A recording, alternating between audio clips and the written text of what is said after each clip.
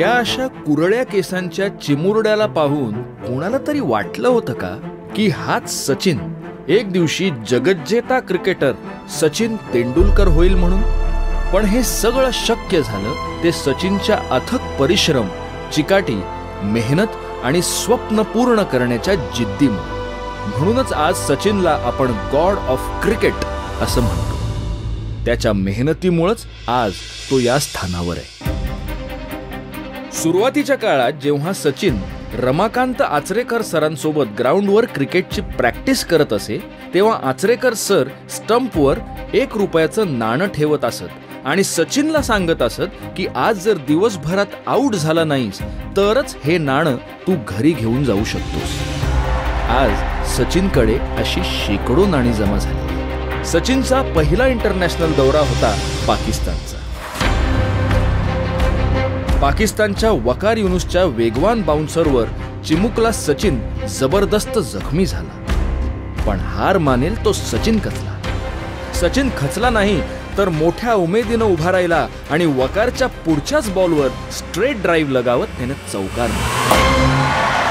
यालाच म्हणतात जिद्द, नेव्हर से डाय स्पिरिट. सचिनच्या नावावर आज अनेक विक्रम आहेत. सर्वात जास्त सामने खेळण्याचा विक्रम, 200 कसोटी सामने आणि 463 एकदिवसीय सामने. सर्वाधिक वेळा सामनावीर होण्याचा विक्रम, सर्वाधिक धावा म्हणजेच कसोटी सामन्यांमध्ये 15,921 धावा आणि एकदिवसीय सामन्यांमध्ये 18,426 धावा. सर्वाधिक शतकं, कसोटी सामन्यांमध्ये 51 शतकं आणि एकदिवसीय सामन्यांमध्ये 49 अशी एकूण 100 शतकं. एकदिवसीय सामन्यांमध्ये 15,000 धावांचा टप्पा पार करणारा सचिन तेंडुलकर हा एकमेव फलंदाज आहे. 1998 साली एका वर्षात त्यानं 1,894 एकदिवसीय धावा केल्या. हा विक्रम आतापर्यंत कुणीही मोडू शकलेलं नाही.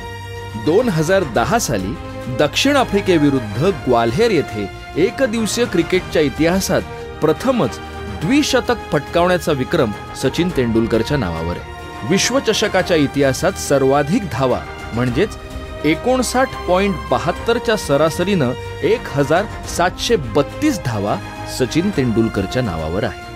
सलग 5 वर्ल्ड कप्स खेळणारा सचिन तेंडुलकर हा जगातला एकमेव खेळाडू. आणि अखेर 2011 सालचा वर्ल्ड कप सचिनच्या कारकिर्दीतच आपण जिंकलो. सचिननं कधीही हार मानली नाही. नेहमी प्रयत्न करत राहावेत, यश हमखास मिळतं हेच आपण सचिनकडून शिकू शकतो. चॅम्पियन्स असेच तयार होत नाहीत, त्यासाठी करावी लागते प्रचंड मेहनत आणि करावा लागतो स्वप्नांचा पाठलाग. मग तुम्हीही होऊ शकता चॅम्पियन प्रत्येक क्षेत्रात.